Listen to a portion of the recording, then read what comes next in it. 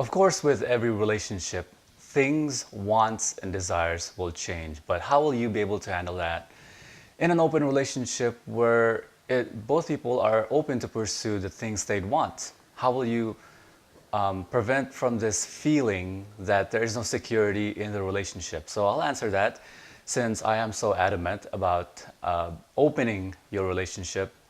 And so I'll answer that in three parts. And it is inevitable that things, wants, and desires will change in every relationship, whether it's closed or open. The first part that I'll answer that in is that every relationship, you must know, goes through three eyes. There's the infatuation stage where you see nothing wrong with that person. Everything they do is cute and adorable and sexy and funny. And it's a chemically bolstered state that your brain puts you in, where it secretes all these chemicals so you see nothing wrong with the person. You fall completely in love with that person. This lasts up to about 18 months. And then the next two eyes are intensity and intimacy. Intensity being how intense your sexual chemistry is, and intimacy being how much you're knowing that person. And as in the beginning of every relationship, the intensity is high. Maybe you have sex with them twice a day, 3 times a day, 7 days a week. And intimacy is at its lowest, where you know them the very least in the beginning of the relationship. And infatuation bolsters up intensity because you don't see the person for who they actually are. It prevents from intimacy rising. So intensity is kept high for up to about 18 months. And making any decision in that stage where you are in infatuation is a very, very bad idea. If you know people that get married within a few months, guess how terrible their relationships end in a few years. And as the infatuation goes away, the intensity begins to lower. And the intimacy rises very quickly. And the more intense, or the more intimacy, the more you get to know the person, the less and less chemically bolstered state, and the less intensity there is. And at that point where you know the person the very highest, the intensity is at its lowest. People now have sex maybe once every couple of months, once a year.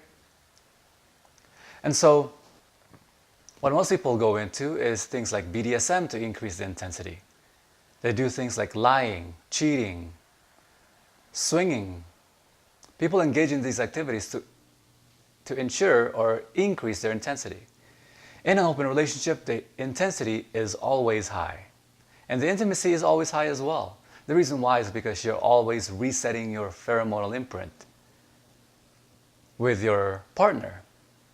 And when you explore and encourage each other to explore and have adventurous fun safely and happily with other people, the intensity between you both will always be high.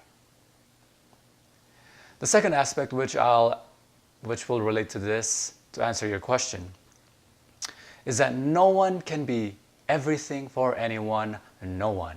I cannot be a black guy. I cannot be an Indian guy. I cannot be a Japanese guy. I cannot be a 7-foot guy. I cannot be a white guy. The only guy I can be is the guy that's me. I can only be me. And if for whatever reason, it doesn't matter what the reason, as it's her reason, if my beloved would want to see any other sort of male, I encourage it. Not only do I encourage it, I insist upon it.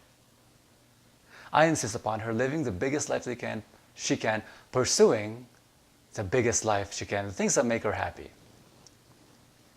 And you're wondering, well, what if she leaves you? And that's what jealousy is. Jealousy is your ego screaming at you, if I give my beloved choice, she might not choose to return to me. And so I get rid of that, and I give my beloved choice, and I ensure that when she's with me, it's because she's choosing to and wanting to every single time. And in fact, that's the case every single time. I want my beloved to live the biggest life she can. And when you are in a relationship where you both encourage each other to live the biggest life your partner can, there are 7.4 billion people on the planet, and there are probably a handful of people I know that would encourage that of their beloved, happily, non-jealously, non-possessively. You are 1 in a billion, and why would anybody not want to be with you if you're the kind of person that allows for that, and facilitates that? Your fear is not reasonable.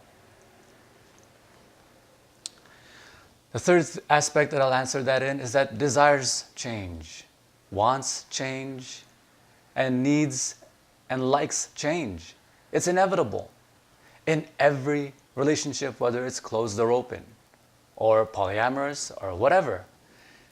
Desires always change. The only difference between an open and closed relationship is that in a closed relationship, you're there out of obligation rather than commitment. You see, obligation is where you're continually doing it without you're having any choice. Commitment is always choosing to do it because you want the results, the outcome of choosing to commit to it. And so the difference is that when you are in a close relationship and your desires change, and they will, when you have, for example, in this scenario, you have outgrown each other's desires, meaning your desires are so far apart from each other that you can no longer be in a same relationship. What most people do in a close relationship is the only thing they can do, which is to break up, or to divorce, or to dissolute. Can you imagine saying to your best friend, I no longer agree with what you're doing, we're breaking up? See, that doesn't occur. That's crazy. That doesn't occur because they tell you that relationships take work. You see, relationships don't take any work. They don't tell you friendships take work.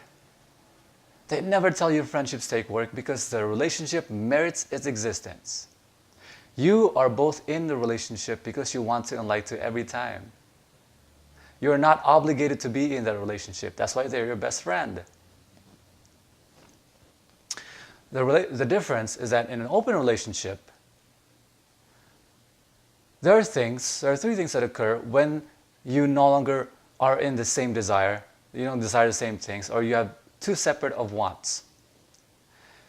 The three things occur. One is that you desire the same thing and you happily go along with and do the same things. And two, you don't really desire the same things and you can compromise and do things differently so that you can accommodate for each other's desires.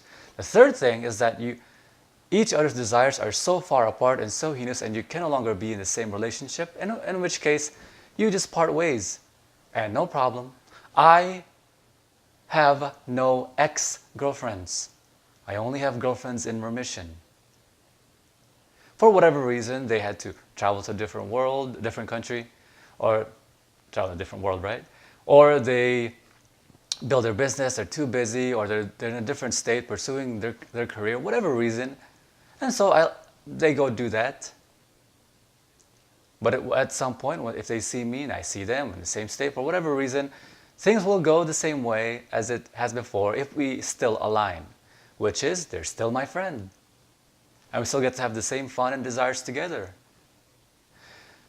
And so I like to say that you never have to communicate with your beloved in the very same channels, in the very same ways. You may communicate with your beloved channels A's and connect on channel B, really connect on channel K or channel L or channel Z. But there are channels that you won't connect. Channel D, channel O, channel Q. You might not connect in those channels, but you never need to connect in every channel. And on those channels which you don't connect, you encourage your beloved to live the biggest life they can. And you say to them, go pursue those things that you want and with the people whom you want. And the people that are in the same aligned things as you do. And so your fear is that, well, what if they fall in love with someone else? What if they want to be with someone else? You see, if my beloved were to want to be with someone else,